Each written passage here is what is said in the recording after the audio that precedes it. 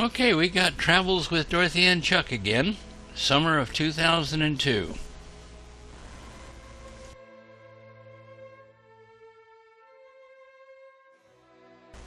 Now joining us this year was Tammy, James, and Ian Hawley, our daughter, son-in-law, and grandson. What fun!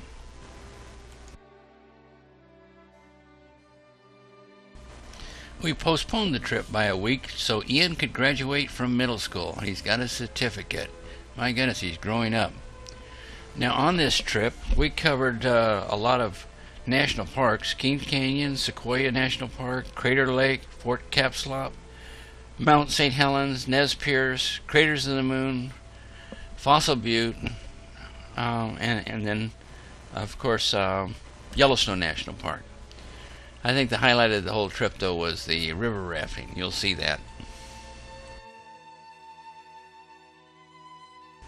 Now remember, this is early June, so this is the runoff from the snowpack. And during warm weather, it has just melted the snow a tremendous amount. The river is flowing full force. You can almost feel the ground under your feet vibrate. They will not even allow kayakers to run this river at this time of the year. Listen to the roar. And there's Mrs. Hale walking back to the car after she took her picture. Fun watching the river come down and spill over this rock here. It is just a lot of water coming down. We had a good snowfall this year. Going down underneath this big rock here. Wonder how long that rock is going to last. Probably another couple of centuries, who knows. Lots of water, pretty. From Kings Canyon, we drove over to Sequoia National Park. They're right next to each other. And then we took a long hike among the big trees. I suspect that this is the General Sherman tree. And it is a big tree.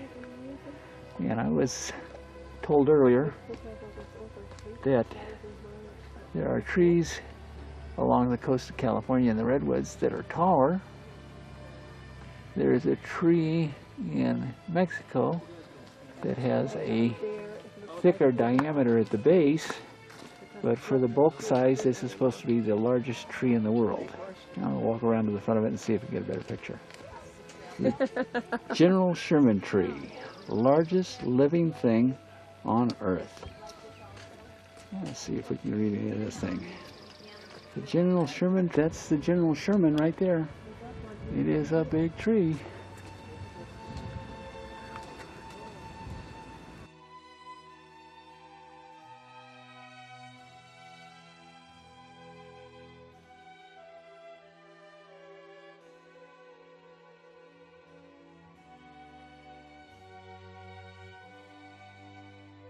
It's early morning, about 7:30 in the morning on June 20th, and we're in a little campground on Lake Shasta, a place called Lakehead, and I'm just going for a nice early morning walk. And I'm going to go out in the woods and find a nice place in the sun to enjoy myself. This is fun this morning. This is me out here. I have my coffee and my walking stick, and that's my shadow. And I'm out here wandering through the woods. Finally didn't even have a path to follow anymore, so I just forced my way through the bushes and trees and stuff. And lo and behold, I found railroad tracks. Now I'm going to follow railroad tracks over, because over there on the other side of the railroad tracks is a paved road. So I guess I'm perfectly safe. But I'm going to follow the railroad tracks down to where I think there is a bridge. I hear a train coming, but I can't tell from the sound which way it's coming from, whether it's coming this way or around down this way. So we're going to stick around and see which way it's coming from. Well, I can hear it. This is my walking stick I made years ago, and everywhere we go we put little emblems on it. Right now I have it propped up against a bush so I can take pictures when the train comes. Well, I can hear it now. It's getting closer, and it sounds like it's coming from this direction. So we'll just hold this up here and see if this is it and how fast it's moving. it's moving very fast. I'm going to get further away from the hill. No, it's not moving too fast. But there it is. Oh, son of a gun, look at that.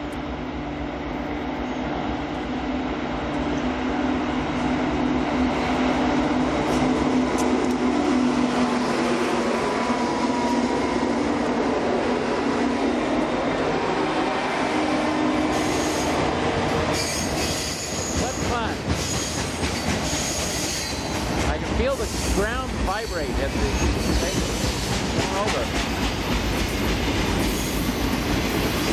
Fun to see wheels go by. Oh, there's a lot of lumber on this one. I didn't count the number of cars. Fairly long. But fine.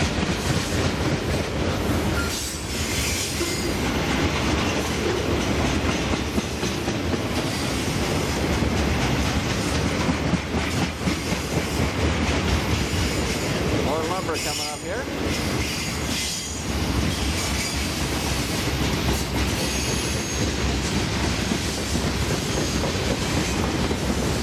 Now these look like telephone poles, maybe, huh? Could be telephone poles?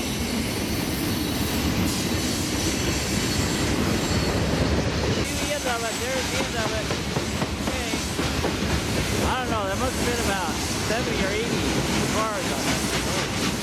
It was fun. It was a nice long one. Well, I had my fun for the morning. I think I'm going to take a walk back to the campground. All right. Well, I'm out here taking my walk, and I came across a patch of wild sweet peas. And they are pretty. Let's see if this focuses in very good on it. That's about as good as it's going to get.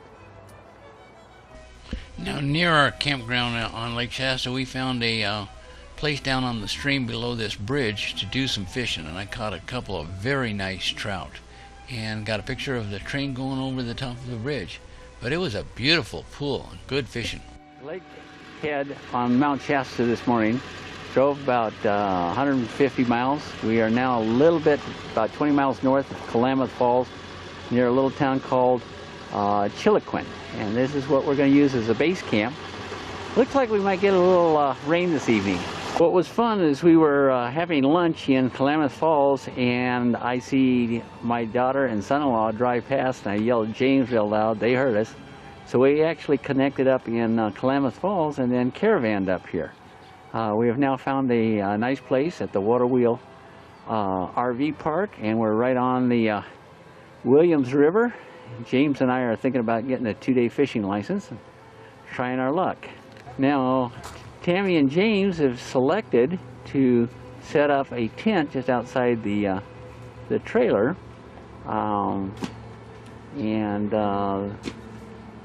they put it in underneath the awning so that if it rains, they have a little bit of protection. Well, we didn't use our head. We left that awning out during a rainstorm, and the water built up on the middle of the awning until it actually broke the awning clear off the trailer and bent the main shaft in half. James and I were able to bend it back again and then tie it on the trailer for the rest of the trip, but it did about $1,500 worth of damage on it. Crater Lake. Let's see, I guess today is the 22nd of June, year 2002. Absolutely zero air reflection on the water. And there's the island right there. I don't know whether I'm back all the way or not. Oh no, there. But it is absolutely just beautiful reflection on the water today. All right, there is still a tremendous amount of snow. Even though the elevation doesn't appear to be that high, I don't know what the elevation is, but there's just a lot of snow along the edge of the lake and on the mountaintops. Truly, truly beautiful. Okay, my daughter says that there are sheets of ice down on the lake. I'm going to zoom down there, see if we can actually zero in on that. Oh, let's see. I guess I can't pick it up. I'm walking out on the edge, and it is a long ways down to that water. It is quite a beautiful reflection this morning.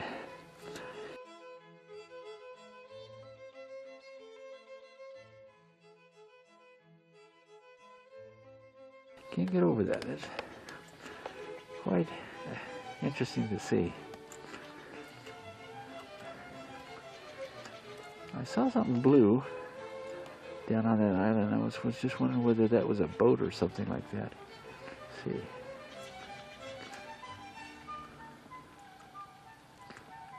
So again, it is structure there.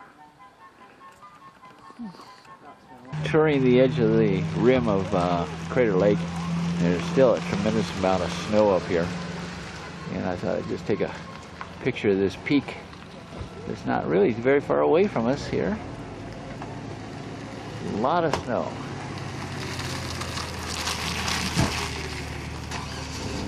And then down in the valley, that's looking in the direction of Medford, which I guess would be about west of us.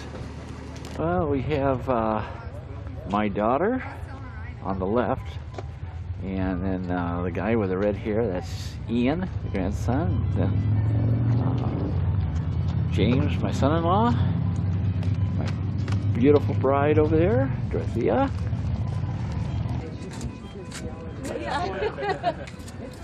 Along the rim, still a lot of snow. There's areas of the lake that are shallow along the island down here. And the water is just crystal clear, so you can see almost to the bottom of it.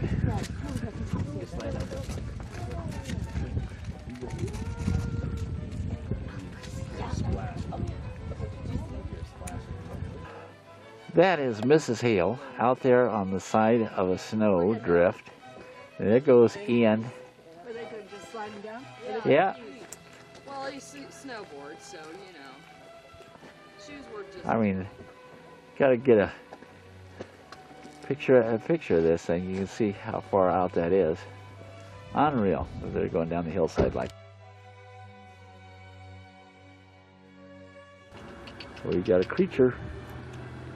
Got a creature. Hello, creature. Do you have any of your? Hello, creature. How you doing? He's huh? got fat cheeks. Too bad you don't have Whoop. any of those. He's getting up to the top. I think he's going to do a run down the hill. Let's see if what's he going to do here? Is he going to? Yeah, here he goes. Yep. Just going to slide down. Look at that.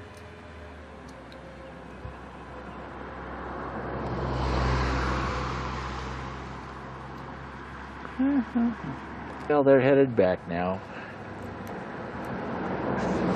Looks like they had fun. Omi and grandson.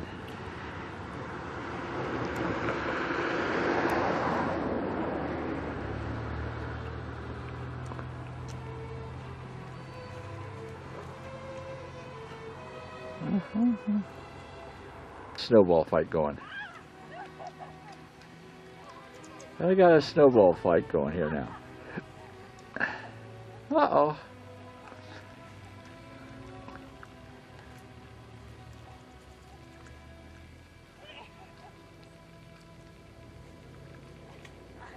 For it. Now, why can't we do it backwards? I'll do it the other way around.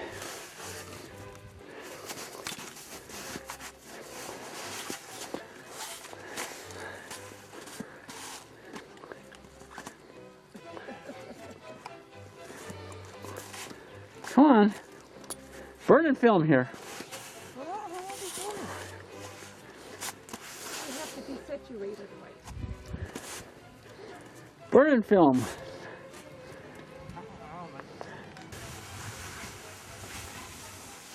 So we gotta look at that.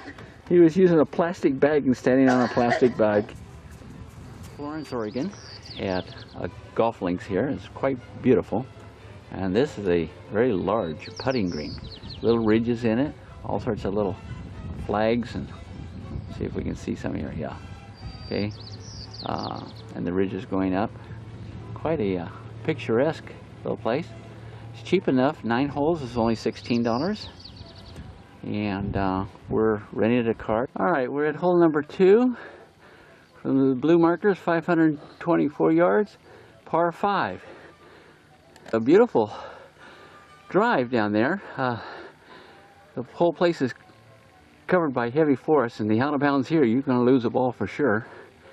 And with rented clubs, I just shot a 7 on the first par 4, so I'm 3 over going into the second hole. One to par 3, hole number 3, 120 yards over a canyon. Beautiful forest area. We've got to take some pictures here alongside the fairway, and there's just some beautiful countryside here. Boy, I talk about being in the woods, right along the edge of the sand dunes here, and you can't even see the flag from the tee box. You just practically got to know which direction to go. There's a lot of homes built along the golf course. I assume that it's part of the membership or the association fee, but it is fun. Dorothea, do you know the name of them? No, I don't. I think it's Anyway. like a cactus plant or something. I do not know. Are they like bells? Do they look like bells? They're like little bells, Okay, some. but we don't know the name of them. Hey, just lots of them out there. South jetty of the Suslas River in Florence, Oregon. We're about to walk out on the sand dunes, and that is my lovely bride, and James, and I believe Ian and Tammy have gone over the hillside towards the ocean. There's a reason for taking this picture, and I'll show you in a minute. It's because we found wild strawberry. Those are wild strawberries. Look at that. Out here in the middle of no place. They're tasty. They are small. They're very sweet. Well, we're on the jetty of the Suslas River and the Pacific Ocean. It's a very long jetty. People have driven out here on the jetty with their cars. I wasn't about to. There is Oregon right up there. Tammy and James and Ian have taken us out for dinner. And the place we're going to go see, eat Dungeness crab. So we're about to go inside and show you the scene that we're seeing from where we're sitting. This is a sculpture outside of the restaurant, and the name of this restaurant is the International Seafood Marketplace. There's a, we can get up here again. That is a 73-pound Chinook salmon caught off the coast of Oregon, 1992. That's one big fish. So there's everybody sitting down, and we're looking out the window, and we'll show you what we're looking at. We're looking out on the Suslas River, and these are boats that work both the river, but they also go out on the ocean. And you can walk down to the boats, and they're selling crab right off the boats, fresh crab. Quite a little harbor here in Haven. And we're going to have all-you-can-eat crab. So that sounds like you can eat crab. At least none of us is going to be crabby in the morning, right? That's right. It's called Hefeweizen. Hefeweizen. No, Hefeweizen. Oh, well. Hope you're still sober in the morning. Oh my goodness.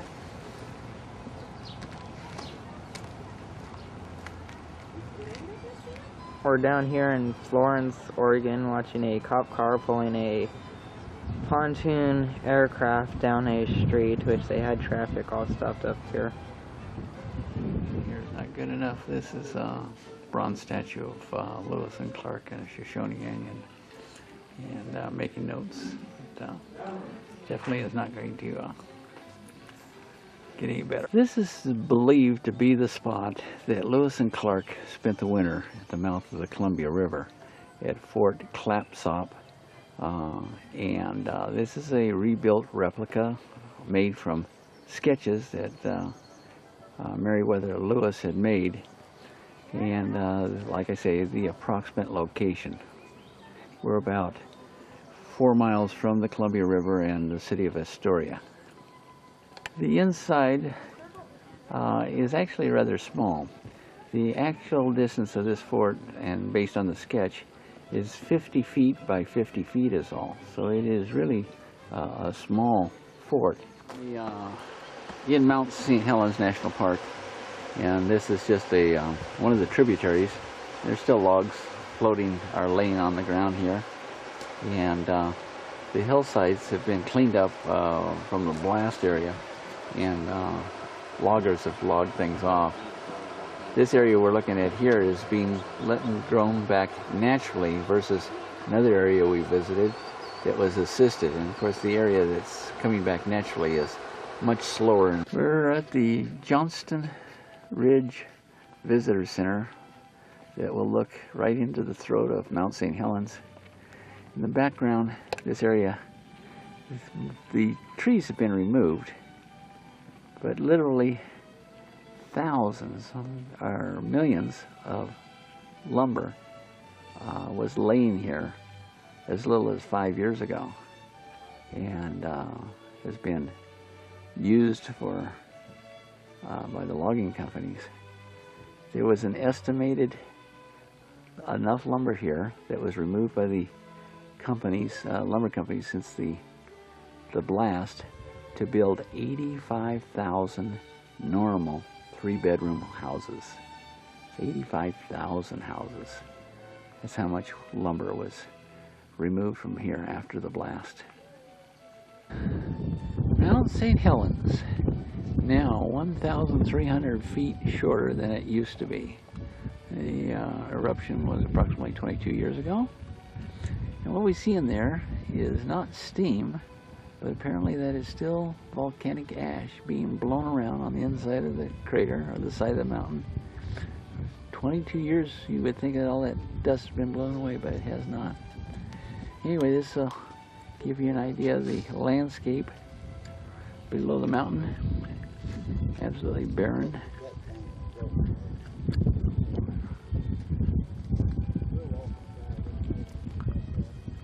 I think out there in the distance is Spirit Lake, and I don't know whether I can get that very well or not, but that lake is now 163 feet higher than it used to be, and the Harry Truman Lodge is apparently under 163 feet of mud.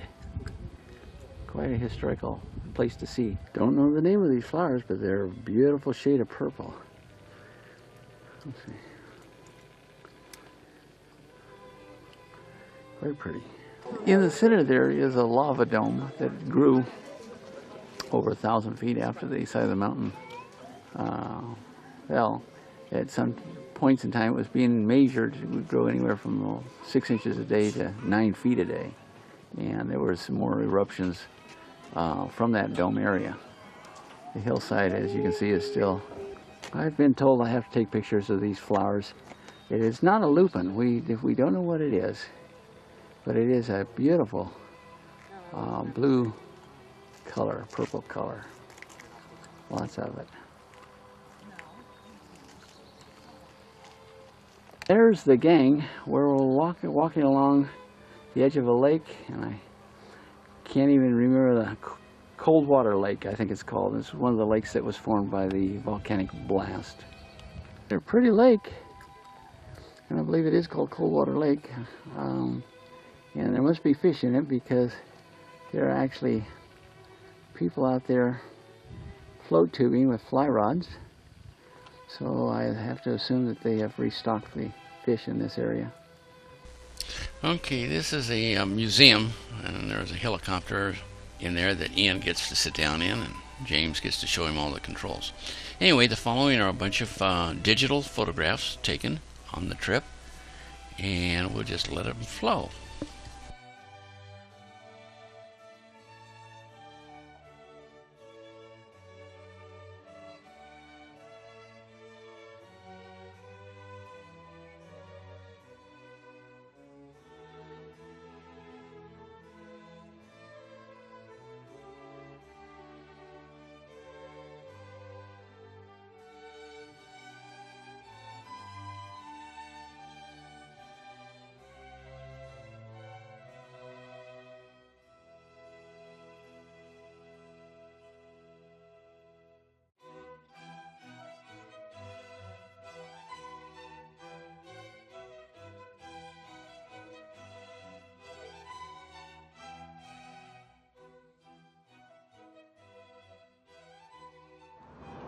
We're on Highway 12, west of Clarkston and Lewiston, which are separated.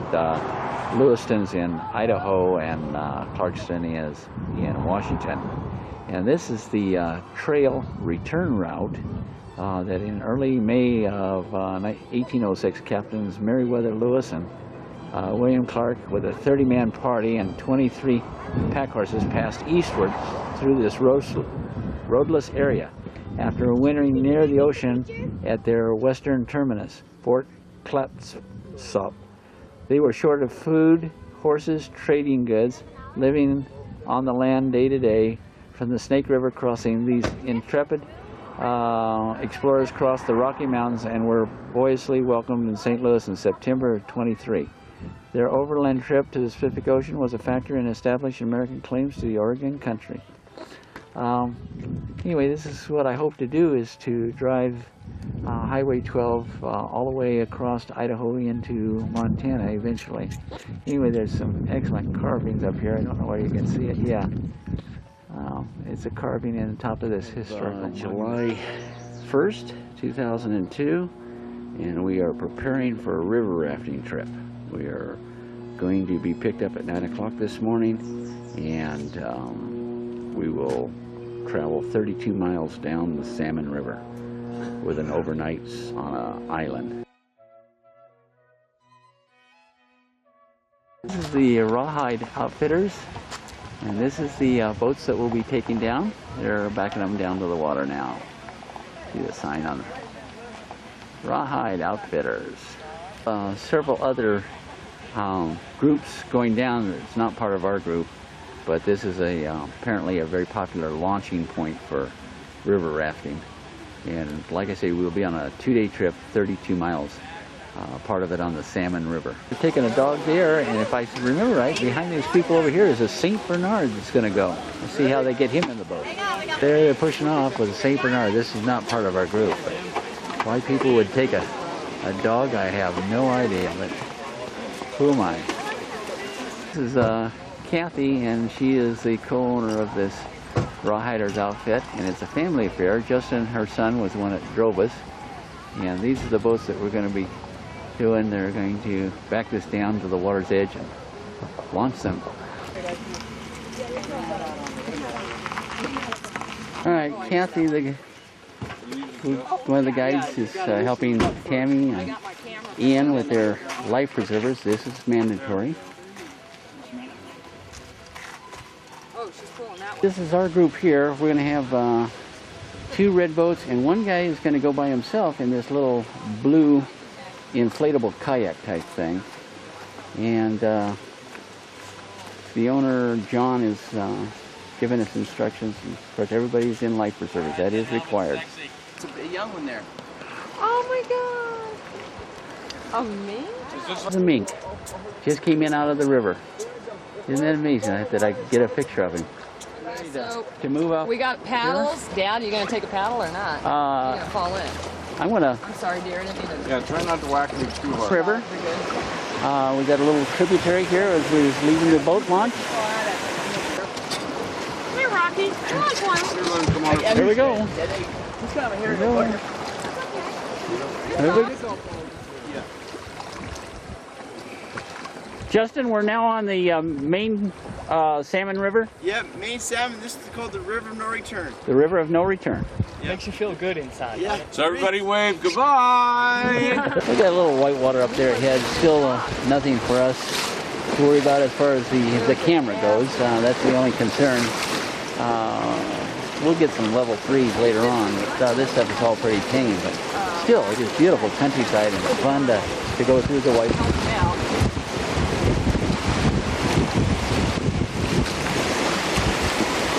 The countryside is very rugged. There is still a road beside us, but we get in further where the road ends. And this is called the River of No Return. And the reason why I came up with that name is the difficulty they had bringing mining equipment into this valley. Old cabin on alongside the shoreline. This is a old abandoned gold mine. We're going to take a little tour. We're going to roll over to the shore and dock up and then take a walk through. Wet shoes and all. On the road, going to go exploring the mine area here. And that's our guide, Justin. $35 only for the product and everything else. Dynamite, fuel, oil, labor, lumber, food, clothing, kept going up and up. So finally, by 1970.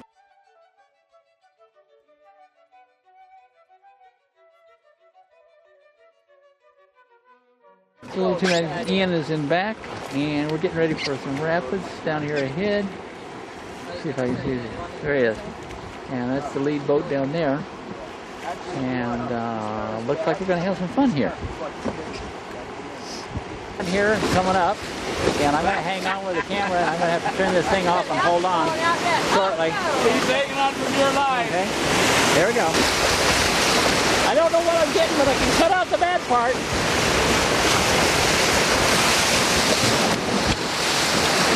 Point it at it.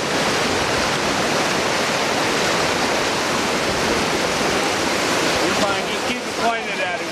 You're fine. You won't get wet. No, I know. That's up, Chuck. I'm watching it.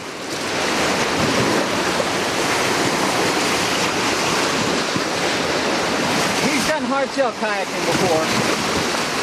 Here, the kids are going through it down there. I don't know whether I can get it. Got to raise up the camera here.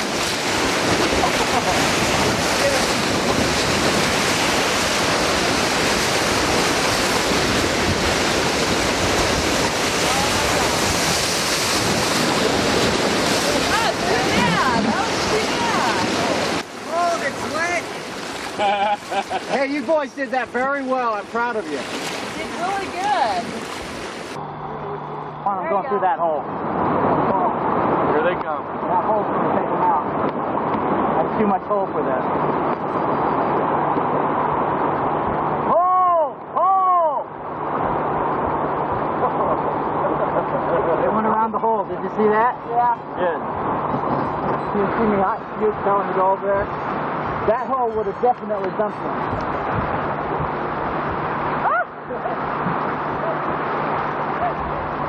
Okay, it looks like they're doing okay. A young man in the front, 16, the end 14, and they're managing the rapids really good.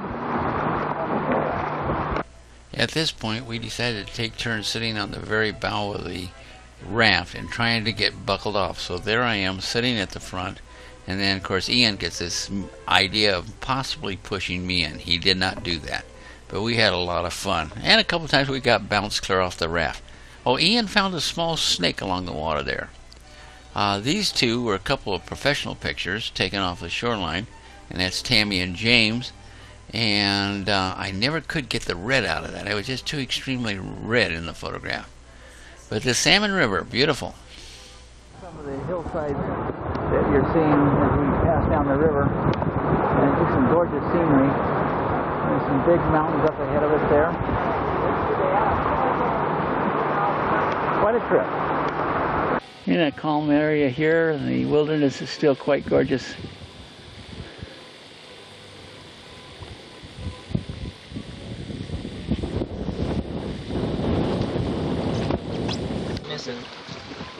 I got him. One day we're going to disembark here, and they'll take and load one of the red boats. The gray boat over there is a pack boat with all of our stuff. For those that are going to spend 2 days, we'll continue on downstream until we hit an island and spend the night on an island. This is the raft that's carrying all the gear. I don't know if you call it a pack mule or a pack raft. Anyway, the rower on this boat will row downstream and set up a camp on an island where we'll spend the night. I don't know how much further down we'll be going today. Currently it's about 3:15 in the afternoon. Countryside is just beautiful, a little bit on the brown side, lots of trees, not too hot. Just absolutely gorgeous day for river rafting. And Ian out there in the water just enjoying themselves. The water's just not that freezing cold. It's nice and cold, but it's not freezing cold. Well, we're it's a little after 4 in the afternoon, and we're setting up camp on an island. There's 6 of us all together, and the 2 guides, and a river surrounding us, quite rapid. So I'll just cut you way down, but I'll put some more on a little bit and get them hot for cooking them steaks, you know. John's cooking right now in one of the pots. He's cooking potatoes, and the other one he is cooking a blueberry cobbler. And he's put coals on the top of the lids and just a few coals underneath. There's quite a breeze blowing through here, so things are cooking rather hot. And he's got to keep the cooking down to a slow stars tonight. And James and Tammy are going to sleep on a pad over there. And then Ian and I are setting up here under the stars, no tents, sleeping area right here. And there's a river over on the banks over there. In the shade now of this hill as the sun goes down. The wind is still blowing, but you can see the sunlight on some of the mountains surrounding us. There's an old cabin off in the distance, way over there. And I have no idea how long it's been deserted. This is where Ian and I slept last night. Little pads and our sleeping bags, and it was just gorgeous out, beautiful stars. And we had neighbors right over there, and then around here to my right is where James and Tammy had theirs. And the sun is up this morning, and it's bright, and it's not too cold. It's a little nip, but not bad. Breakfast this morning, they're cooking over a barbecue fire. And we're sitting around having our coffee and enjoying the sunshine and conversation. Our camp guide John is over there cooking on the little stove that they brought along.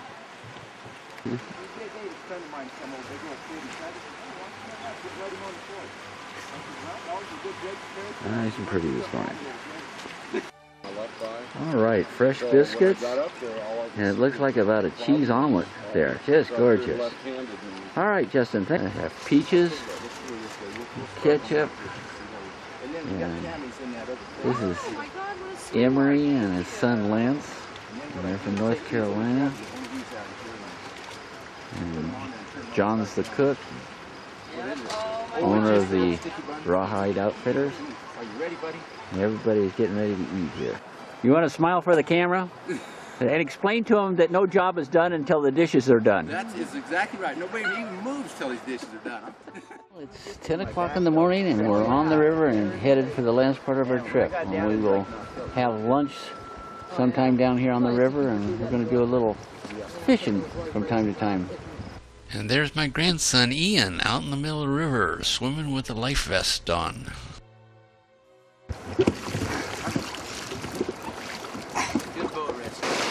Well, it's now 11 o'clock, still cruising down the river, still just beautiful, beautiful countryside. And Ian took a little swim, and it's nice and warm. We're fishing so far, we haven't had any luck, but we're out here trying. We're going to go cruising. A little white water here, so James is holding off casting his lure. So we're having a lot of fun. Oh yeah. Well, Lance and Ian are out swimming in the river.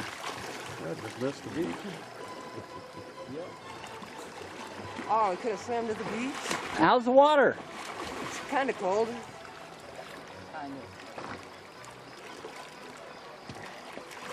Kind of fun to just drift, huh? Small rapids coming up here, and Ian's sitting up on the front of the boat.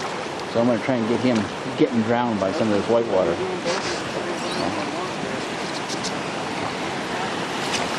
Okay, Ian's right out on the front of the boat.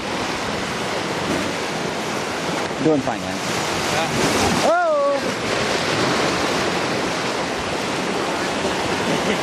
No hands! Come on, no hands! Yeah, no hands. No hands, Ian. No, that's only one hand, Ian. No hands. No hands. Come on, just put your hands in the air. Get up there. No hands. Just drifting along. Trip's almost over. Just gorgeous. Now that's a road, a dirt road. It's going to take us about 70 miles to get back to Salmon. Now the actual river trip is 32 miles, but quite pretty. And here we are on the shore of the river. Lunch is being prepared for us, and it's a hot meal and lots of little stuff to eat with it. I have to go over and take a look and see what's going on here. A stew pot with a little single burner with a propane tank underneath it. Propane's buried into the sand to hold it upright. Like a sloppy Joe. Salad, grapes, cookies, a little bit of everything here. I mean, talk about creature comforts, that's great. Yeah, he's There you go, man. We're getting near the end of our trip. That's the dirt road up there that we're going to be coming back on. And I'd say maybe another mile or so. Still just beautiful countryside, and it has been a wonderful trip. Just full of good food. Yes. All right, is that all you got to say about it? Yes. Didn't you like the food? Yes. Goodbye. What did you like the best? I know.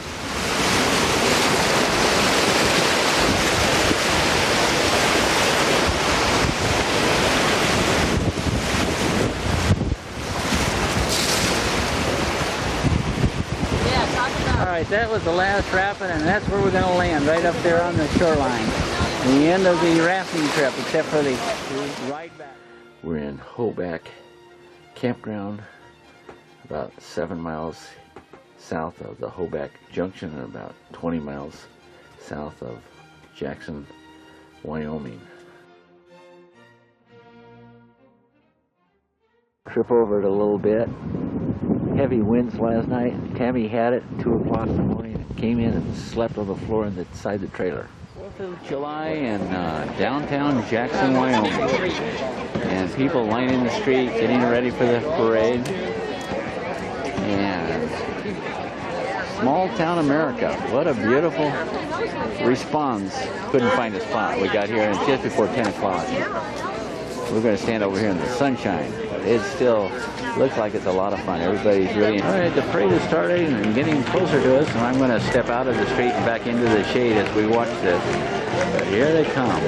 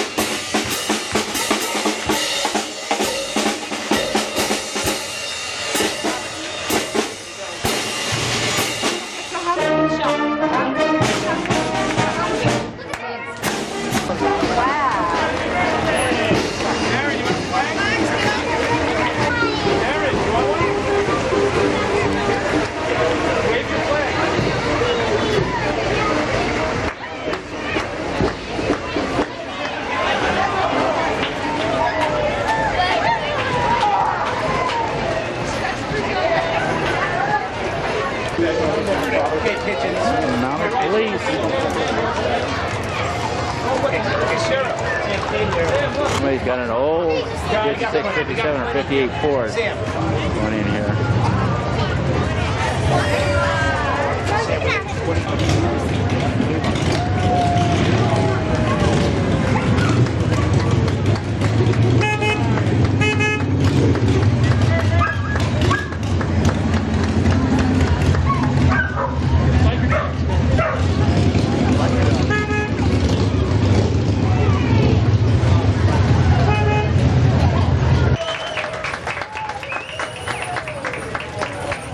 Breakdown with this rig here and slow down the parade with all the people behind them. They got it going again.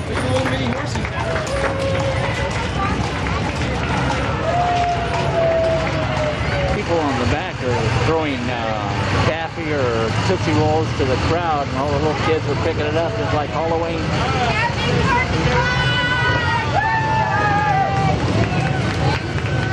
Oh, goodness.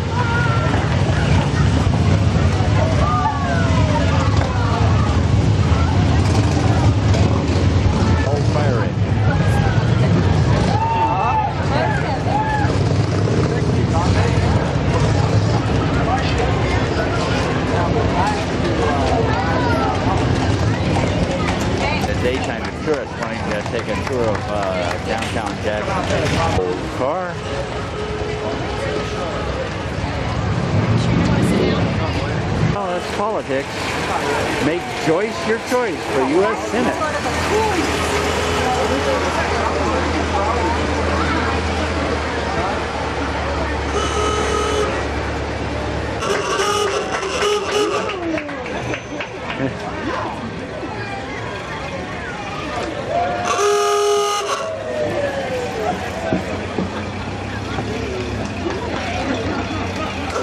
Looks like we have some Clydesdales coming down here about 3 o'clock, pulling a stagecoach. So I'm gonna move out here where I can get a better picture. Yeah, that's what they look like. They're Clydesdales.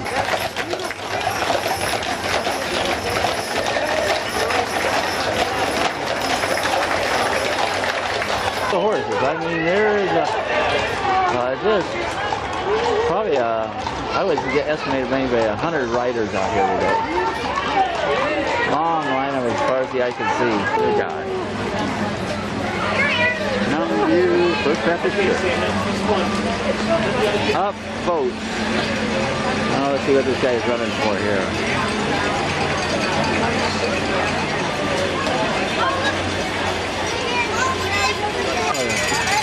A lot of people on there.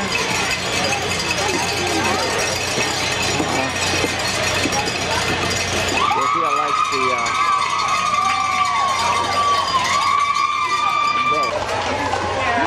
that's covered right. Hey, Gary. Oh, the lovely ladies on horseback right there.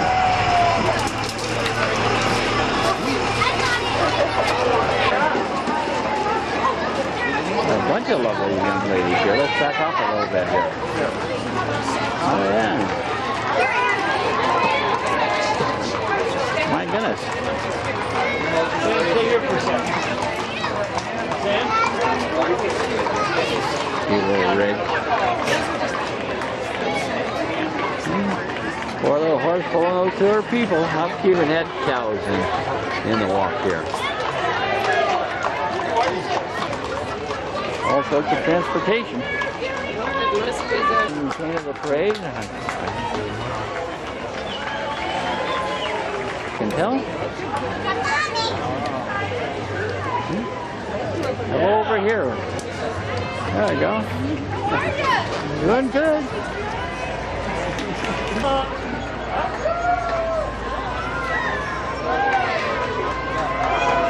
Good job, Sam. Okay, back up. All right. Woo!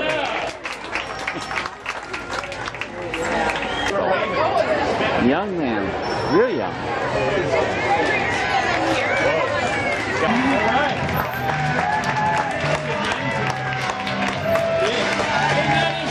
U.S. gymnastics. All getting back on. Okay, I got it. Oh, missing. He went on the other side. Under God.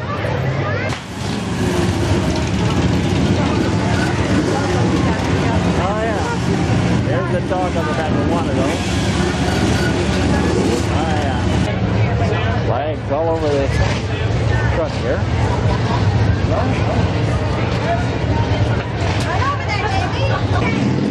There's a little girl right in front. There's AT, I guess it's ATV or ATP or whatever they call it. Just having a ball. And here's a great big cement truck coming through. Oh, look there. Look there. The Shriners are out here. Their little vehicles. Gone for more than a half hour. Looking out the distance, there's still a lot more to come. See, this is called the Jackson Hole Labs, and they have dogs in the bed of the pickup truck. One was Space Bubble. Flags and decorations. All sorts of emergency vehicles as part of the parade. Ambulances, and down in the distance you see fire trucks coming.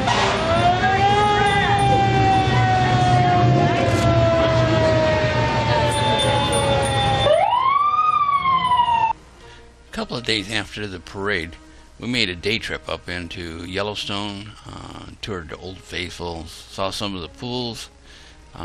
Tammy and James and Ian went to a zoo. I took a nap, obviously, in the middle of a park. Anyway, it was a fun day.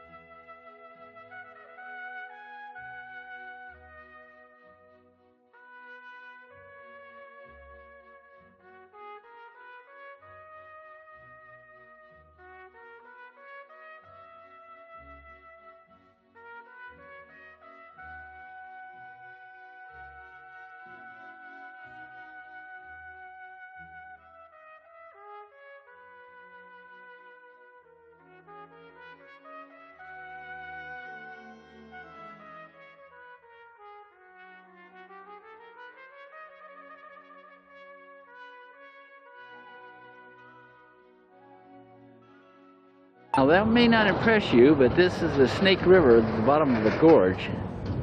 And we're outside of Twin Falls. And it is a deep hole in the ground. Even though it doesn't look like it from here. But we're going to walk over to the edge and shoot some pictures. This is the pillars of one of the bridges going into the field. So we just can't see down into it from here. So we're going to go over on the other side. Well, they had a suspension bridge here in 1919, I guess it was. Handsome bridge. The only way you can get across this gorge was a rowboat until this thing was built. Now it's, of course, a modern bridge. There's this hill walking along and looking down into the canyon. My grandson giving me a heart attack. Ian, no, get away from there! I mean, that's a 400-foot drop right at his feet. See if I can see all the way down there. Back off here a little bit. There's the Snake River. That's 400 feet down there. And some are gonna right on the edge. And Omi's having a fit too.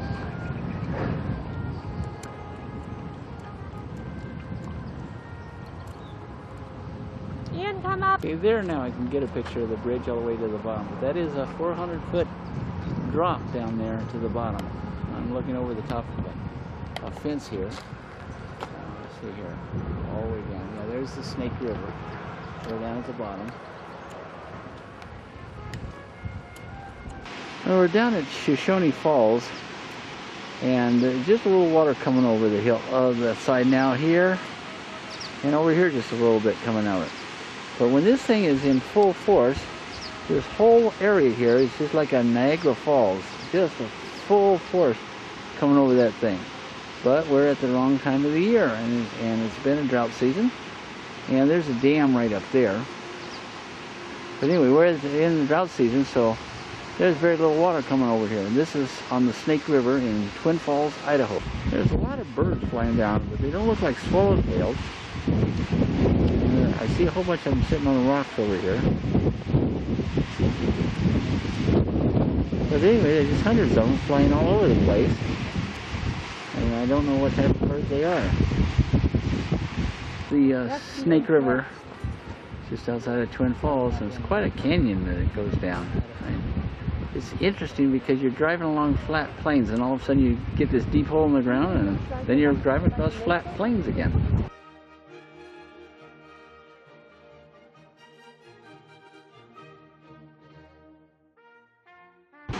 Twin Falls is no longer Twin Falls. It's just a single falls right here, which is quite pretty. It looks like there's a lot of water coming over it. But the reason why it's no longer Twin Falls is because the dam is built up here, and the other falls used to come through right here where that rock wall is made. And so we no longer have Twin Falls for Twin Falls. But it's still at least an interesting area to come and visit. It's a lot of water. After Twin Falls, Tammy and James headed for home. Ian continued with us. We made one last stop on this trip, and that was to the Shawnee Ice Caves. There's actually an ice skating pond at the bottom of this cave. It is natural. Anyway, we were supposed to go to Mesa Verde and Arches, but there was a tremendous forest fire in the Mesa Verde area, so we simply headed back towards home. We stopped off on 395 on Silver Lake, did a little fishing. It was dark in that damn cave, boy, let me tell you, but it was quite interesting. Anyway, I'm going to close this movie out with the main characters in the movie. And here's Ian riding Barney the motor scooter, and me with a feather stuck in my head, and the joy of our lives, Mrs. Hale.